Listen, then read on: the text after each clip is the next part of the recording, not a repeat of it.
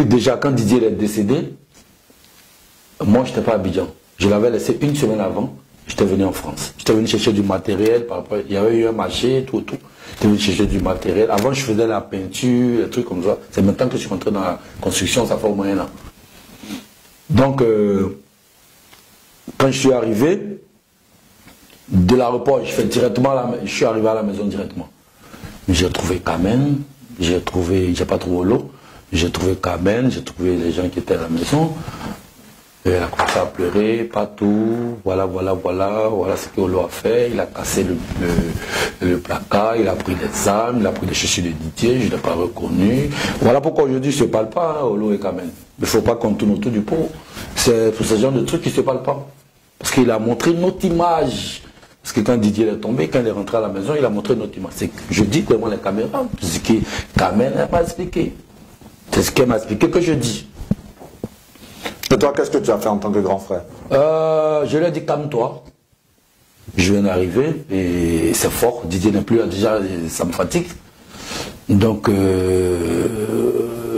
voilà.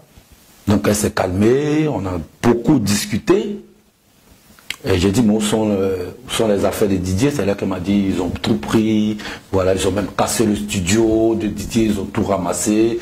Et avec un petit là qui était à Didier, Olo a cassé le studio, tout. Après, moi, je me suis pas occupé. Parce que moi, Didier il est décédé, c'est un coup fort pour moi. Donc, comment faire, tout. La maman même n'était même pas encore arrivée à la maison. Donc, je suis allé au bureau de Kenzo. Et Kenzo, je dis devant la caméra, Kenzo m'a dit, avec Al-Mustafa, tout le monde, ils m'ont dit, Landry, on dit, c'est toi seul qui peut parler à la maman de Didier. Parce que le gouvernement veut organiser les funérailles et tout, mais tant que sa maman ne donne pas son accord, ils ne peuvent rien faire. Donc j'appelle la maman de Didier. Elle me dit, elle est aux arcades. Elle habite là-bas de Venise. Je suis parti en voiture. Je l'ai récupéré. Excuse-moi Landry, c'est vrai que là on va dans tous les sens, ouais. Mais il faut qu'on essaie de recadrer les choses. Ouais. Vu qu'on parle d'Olo, et jusque-là on attend de toi des confidences par rapport à la vie d'Arafat, tout et tout. Et limite, aujourd'hui on a l'impression que c'est Olo qui lui seul est détenteur d'une certaine vérité. Parce que chaque fois il fait des publications sur les réseaux sociaux pour dire qu'il va faire le grand déballage. Il a même dit qu'il y a certaines personnes qui ont récupéré la voiture de Didier Arafat et que ces personnes l'ont vendue. Il a même mis des initiales par rapport au nom. Qu'est-ce que toi tu peux dire de cet épisode-là et des différents déballages que s'apprête à faire Olo? Olo ne peut pas dire, il ne peut pas m'accuser. Parce que le jour où je suis arrivé, j'étais même en France ici d'abord. Et j'ai appelé le mécanicien. Didier, personne ne touche sa voiture si ce n'est pas moi ou Bakary, le mécanicien. J'ai même appelé Bakary. J'ai dit, va à la maison, récupère la voiture de Didier, tu la gardes dans le lieu sûr avant que j'arrive. Quand je vais arriver, on va prendre la voiture, on va donner ça au notaire. On va donner ça à la famille. C'est ce que j'ai dit. Et c'est ce qui a été fait? C'est pas ce qui a été fait. Qu'est-ce qui a été fait? Ce qui a été fait, c'est que je suis dans l'avion. Avant de décoller de l'avion, je l'appelle Olo.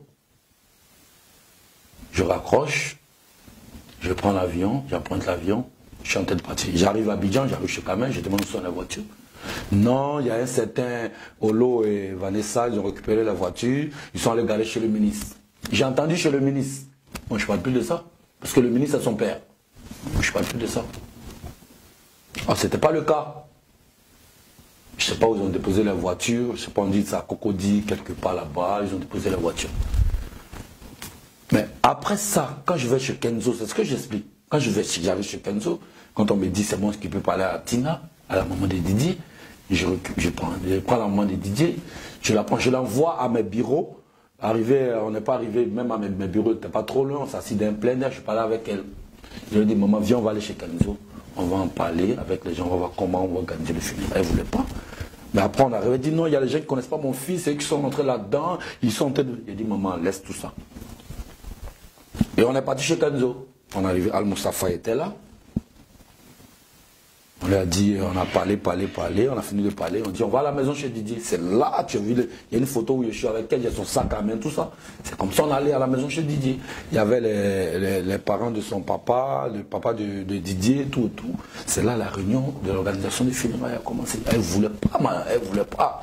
Là, on n'est pas encore dans les funérailles. Voilà. Justement, comment est-ce que vous résolvez le problème des voitures? Les voitures, ils ont récupéré les voitures. Qui a récupéré? Mais Olo, Vanessa... Et... tu dis qu'ils ont dit qu'ils ont emmené chez le ministre. Toi, tu n'as plus parlé de ça. J'ai plus parlé Au final, lors des obsèques, avec l'arrivée de Tina, dont tu as parlé tout à l'heure du moins, toi, en tant qu'un aîné qui avait des rapports très profonds avec Arafat, pourquoi tu n'as pas suivi cette histoire de voiture et puis tu as laissé? Ben, j'ai suivi l'histoire de voiture après les funérailles. Ok. Et donc, au jour d'aujourd'hui, à ce jour du moins, qu'est-ce qu'il en est?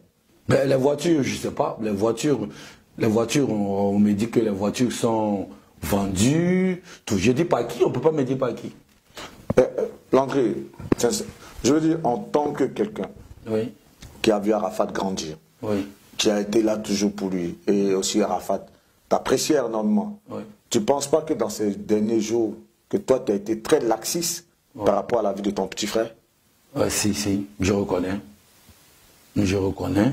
Mais c'était un coup fort aussi pour moi, de m'occuper des voitures que de... Non, laissons même ces voitures, parce que on a vu que ce garçon, dans ces derniers jours sur Terre, avant qu'il ne décède, il se plaignait qu'il était abandonné. Toi, en tant que grand frère, tu as joué quel rôle? Je l'ai toujours soutenu. Je l'ai toujours verbalisé.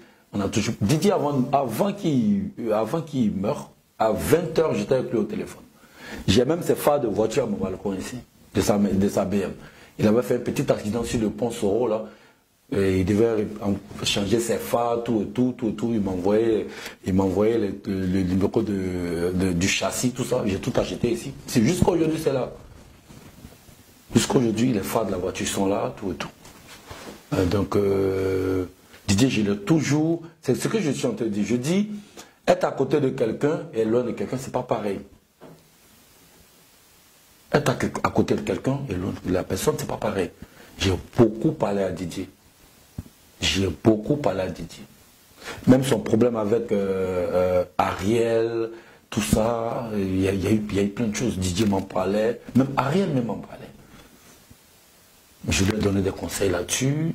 J'ai beaucoup fait. Tous ceux qui me connaissent savent que j'ai beaucoup fait. Mais tu pensais qu'il t'écoutait? Didier m'écoutait beaucoup. Didier m'écoutait beaucoup. Même Arnaud Jaguar, quand il est arrivé au dernier moment pour être manager de Didier. Arnaud Jaguar allait chez Arafat. Tu as vu l'émission où il a dit écoutez un morceau comme ça dans une chaîne de télé.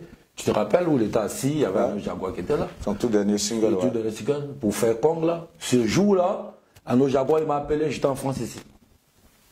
Ah, je suis arrivé à la maison, j'appelle Didier, il ne répond pas, les gardiens disent il ne faut pas que je rentre, tout. Il dit comment ça? Il dit non, on a une émission de télé, Didier, je lui ai dit tout. Donc Arnaud Jaguar m'appelle. Moi je suis en France, j'appelle Didier. Je dis à Didier, attends, tu as une émission aujourd'hui? Il dit ouais, il y a une émission, mais il n'y a pas envie de partir. Il dit, il n'y a pas envie de partir, pourquoi? Tu sais qu'on t'a fermé dans les télés, tout. Qu'est-ce que tu fais? Arnaud en bas là, Arnaud vient de m'appeler, il est en bas. Laisse-le rentrer et vous allez partir à l'émission. Il dit ok, il a compris, grand. Je t'appelle dans 10 minutes. Il faut que tu sois prêt et tu descends. Dans 10 minutes après, je l'ai appelé. Avant ça, quand il a raccroché, j'ai appelé Arnaud. Il a dit Arnaud, passe-moi le gardien. Il m'a passé le gardien, il dit fais rentrer Didier. Et fais rentrer Arnaud, s'il te plaît. Il a fait rentrer Arnaud. Même les talkies de Didier, tout ça, c'est moi qui, en France, ici, j'ai donné à Didier, dit donc tu es un artiste international, il ne faut pas qu'on rentre chez toi comme ça. J'ai envoyé des talkies de la France, je lui ai donné ça. Il donne au gardien, il sait qui arrive, qui rentre, tout ça. Pour un artiste de sa trempe, pourquoi il manquait autant de discipline? Pourquoi? C'est comme ça, Didier. Didier, c'est comme ça. Tu vois pas, vous voyez pas la maman. C'est pas de sa faute, il a pris ça de sa mère. Et il est comme sa maman. Il faut juste savoir comment prendre la personne. Il faut juste savoir comment encadrer la personne. Souvent Didier, il pète les plombs. Mais quand il pète les plombs, bah comment j'arrive? Je lui dis, mais tu te fâches, pourquoi? Souvent il fait les histoires avec Kamen. Il prend les affaires de Kamen, il jette devant la porte, il appelle Olo. Olo, envoie ça chez ses parents. Je veux plus d'elle, envoie ça chez ses parents. Et il lui reprochait quoi? Olo, il prend les affaires, il met dans un taxi, il envoie chez ses parents. Non. Mais il reprochait quoi à Kamen au point de vouloir la vie de Non, chaque mais fois il aime sa femme. Quand sa femme est sur un petit téléphone seulement, et lui, il pense qu'elle est en train de parler à un gars. Donc lui, il pète les plombs, mais après, il s'est ressaisi. Une fois, il a fait ça, il m'a appelé. Il m'a appelé, voilà, ce que Kamen fait, voilà, ça me plaît pas, elle n'entend pas. Je suis arrivé à la maison, il dit, mais toi, tu joues à quoi, toi? Tu fais quoi, là? Tu dis à ta femme, avec qui vous avez un enfant, Tu prends le berceau, tu mets en bas, tu t'amènes, elle n'a qu'à sortir, elle n'a qu'à... Pourquoi? Tu sais quoi? Ben, lui arrête. Vu qu'on parle de Carmen, comment toi tu trouves sa vie après la mort de DJ Arafat? Elle a fait son veuvage. Et après son veuvage, elle c'est une petite fille. Elle doit refaire sa vie. On ne va pas l'empêcher de refaire sa vie.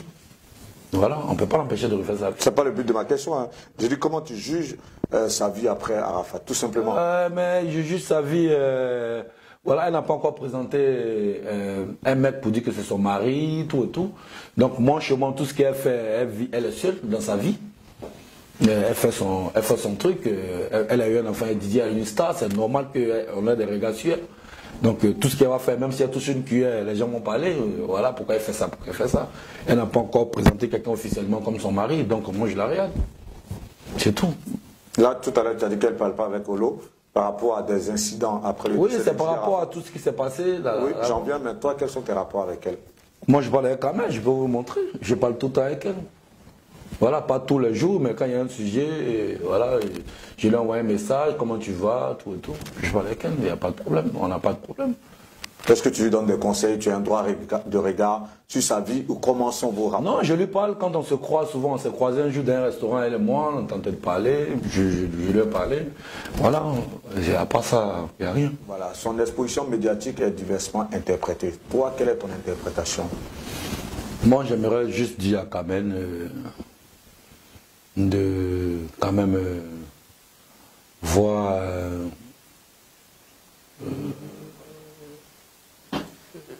l'image de Didier.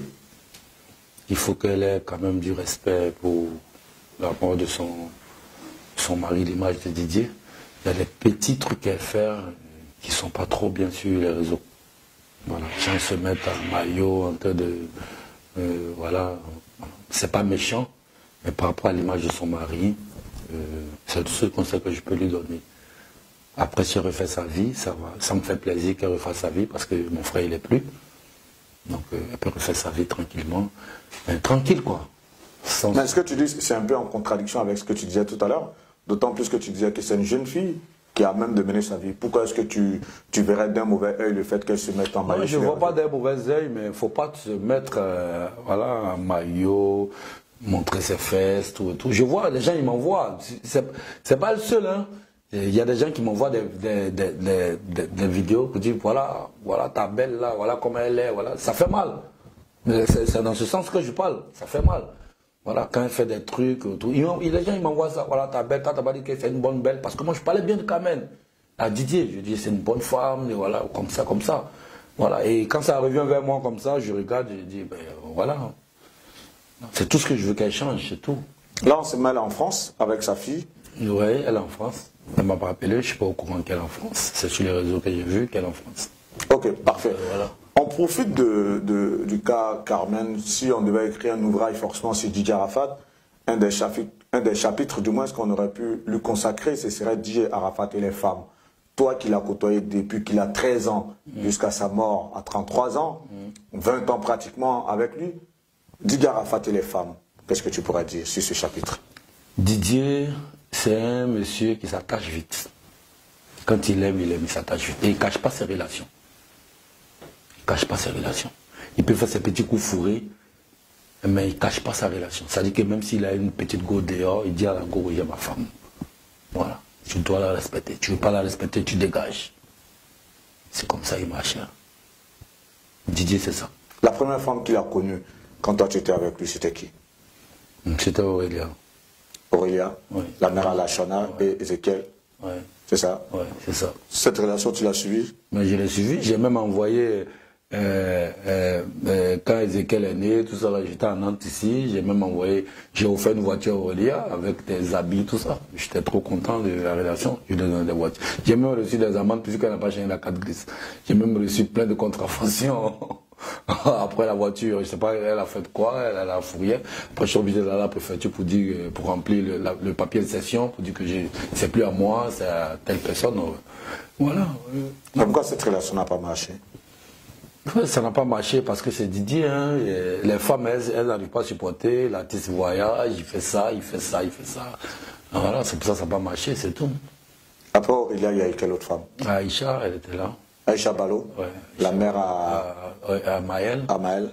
Ouais, c'était bien aussi, c'était bien. On était à Abidjan, c'est là qui m'a présenté Aïcha. Maël était déjà née, il m'a présenté Aïcha, voilà, et voilà. Après, ça va marcher aussi. Voilà, et ainsi de suite. Hein. Après, il y a eu qui d'autre? On est dans le chapitre Didier Arafat et les femmes de Didier Arafat.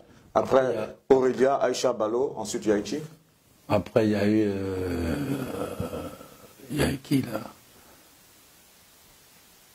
Déjà, avant, je ne sais pas si c'est avant ou quoi, il y a eu MC Marie-Claude, qui n'était pas encore mariée à Cessignon, qui avait une relation avec Arafat, où on avait dit que Arafat avait eu des triplés, quadruplés, c'était autant de... C'était Marie-Claude, voilà. Après ça s'est terminé, après il y a eu Aurélia. Après Aïcha.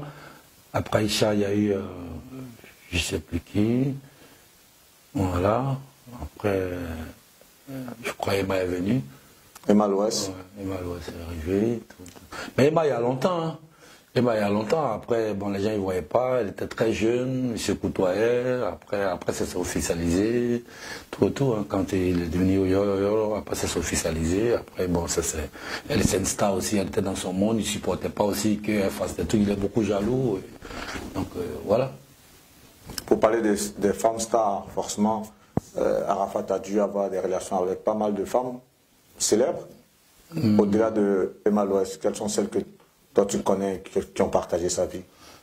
Bon, ça je ne peux pas parler. Aujourd'hui, toutes ces femmes-là sont mariées, tout. Donc, j'ai pas envie d'exposer les gens. Sinon, il y en a beaucoup que vous connaissez, que je connais, que tout le monde connaît.